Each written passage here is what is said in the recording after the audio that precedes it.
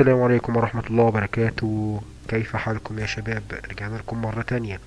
النهاردة ان شاء الله هشرح لكم ازاي تحملوا واحد من افضل برامج المونتاج. برنامج رائع ممكن تعمل منه فيديوهات في مستوى احترافي رائع. من غير رغي كتير على طول نبدأ في طريقة التحميل. اول حاجة هتدخل على اللينك اللي انا سايبه لك في الديسكريبشن كالعادة، وهتلاقي ده في وشك. اول ما هتروح دايس على تنزيل مجاني بالشكل ده. اول ما تدوس تنزيل مجاني هيفتح معاك مباشرة لينك التحميل دوت ملف صغير جدا 2 ميجا بايت. طبعا ده مش البرنامج، ده اللينك اللي هتبدأ تحمل من عليه البرنامج، هو تقريبا 1 جيجا بايت يعني. طبعا اول ما تحمله هيظهر معاك بالشكل دوت. هو ده البرنامج.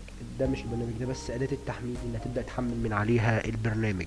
هتدوس عليه دبل كليك بالمنظر ده هيفتح معاك بالتحميل مباشرة. طبعا التحميل هيستغرق معاك شوية وقت على حسب سرعة الداونلود عندك. رجعت لكم مرة تانية بعد ما خلص التحميل. طبعا زي ما انتم شايفين بمجرد ما هيخلص التحميل هيظهر معاك الواجهة ديت. سريعا كده افهمك ازاي تشغل البرنامج.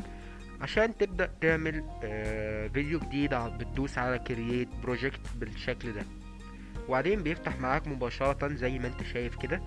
كده انت عندك واجهة البرنامج. ده موضوع تاني بقى، لو انت عايز تتعلمه ممكن انزل لكم حلقة عن طريقة استخدام البرنامج دوت. وبكده يا جماعة يكون خلاص حملنا البرنامج بكل سهولة. يا جماعة بس حابب اضيف معلومة، البرنامج بياخد وقت طويل نسبيا عقبال ما ينزل، حتى لو كان النت عندك سريع فما تقلقش. حتى لو النت عندك سريع ممكن ياخد وقت تقريبا حوالي نص ساعة، ساعة الا ربع ساعة بالكتير. فما تقلقش عادي خالص، سيبه يحمل براحته تماما. سيب الكمبيوتر كده يحمل وانت اتكل على الله، سيبه لوحده. طبعا انت بتحمله بتدوس على كرييت شورت كات زي ما انت شفتم في اول الفيديو، بندوس على علامة كرييت شورت كات عشان يظهر لك جديد. وبكده يا جماعة نكون خلصنا فيديو النهاردة. اتمنى منكم الاشتراك. شرحنا النهاردة ازاي نحمل كاب كات مجانا فور فري. حابب بس اضيف معلومه، انا بمنتج الفيديو ده النهارده باستخدام البرنامج كاب كات عشان تبقوا عارفين يعني. فحضرتك تقدر تشوف بقى البرنامج، واشوفكم في حلقه جديده، ومع السلامه.